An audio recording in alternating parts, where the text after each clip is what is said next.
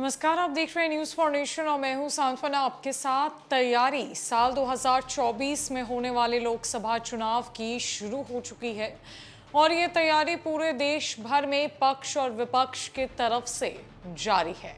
ऐसे में बात बिहार की सियासत की करें तो बिहार की सियासत की सरगर्मी इस चुनाव को लेकर काफी ज्यादा बढ़ गई है और खासकर जब से बिहार में बीजेपी विपक्ष की भूमिका में आई है। बीजेपी का जो एक अलग अंदाज है, बीजेपी का तेवर है, वो महागठबंधन सरकार को देखने को मिल रहा है। ऐसे में बीजेपी के बारे में लगातार ये कयास लगाए जा रहे थे कि बीजेपी की तरफ से बिहार में मुख्यमंत्री का चेहरा कौन होगा और अब बीजेपी ने इशारों में बड़ा संकेत दे दिया है और ये संकेत बिहार में बीजेपी की तरफ से सीएम फेस को लेकर है, जहां इसकी घोषणा भले ही भारतीय जनता पार्टी ने औपचारिक रूप से ना की हो, लेकिन इस पार्टी के फायर ब्रांड नेता ने मंच से बातों ही बातों में बड़ा ऐलान कर दिया, जिसके तहत महागठबंधन सरकार के होश उड़ गए हैं।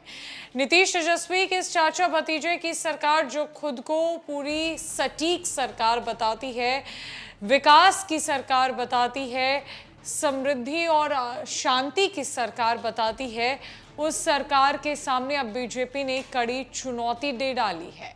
जहां ये माना जा रहा था महागठबंधन की तरफ से कि तेजस्वी यादव के अलावा बिहार में मुख्यमंत्री का चेहरा तो कोई है ही नहीं और उन्हें प्रोजेक्ट करने की कोशिश मुख्यमंत्री नीतीश कुमार से लेकर तमाम नेताओं के द्वारा लगातार जारी है। इस समय नीतीश कुमार ने सार्वजनिक तौर पर भी कैमरे के सामने इस बात का ऐलान कर दिया है कि महागठबंधन अगर एक साथ साल 2025 में विधानसभा का चुनाव लड़ती है तो इसका नेतृत्व तेजस्वी यादव करेंगे। ये चुनाव तेजस्वी यादव के नेतृत्व में लड़ा जाएगा, यानी कि नीतीश कुमार बैकफुट पर आ जाएंगे और अब वो नहीं बल्कि तेजस्वी यादव सीएम फेस होंगे।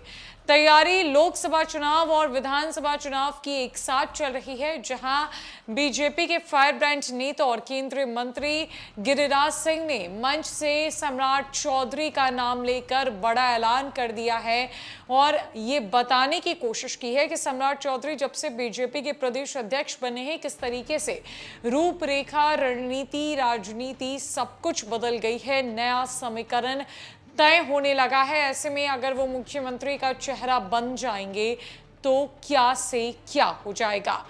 गिरिराज सिंह के द्वारा कही गई ये बातें सबको बेहद चौंका रही है, क्योंकि बीजेपी के भीतर भी कई नेताओं को ये पता नहीं कि आखिरकार उनकी पार्टी की तरफ से सीएम फेस कौन होंगे। लेकिन गिरिराज सिंह के द्वारा कही गई ये बातें जो है वो अब ये साबित कर रही है कहीं ना कहीं कि सम्राट चौधरी को प्रोजेक्ट करने की बीजेपी पूरी तरीके से कोशिश कर रही है और यही वजह रही है कि उन्हें बीजेपी का प्रदेश अध्यक्ष भी बनाया गया है।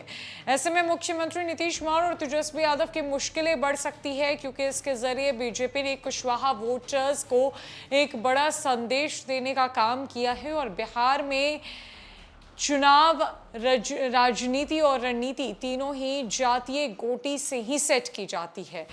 जिस जाति का रुख एक पार्टी की तरफ हो जाए, उस पार्टी का बोलबाला हो जाता है।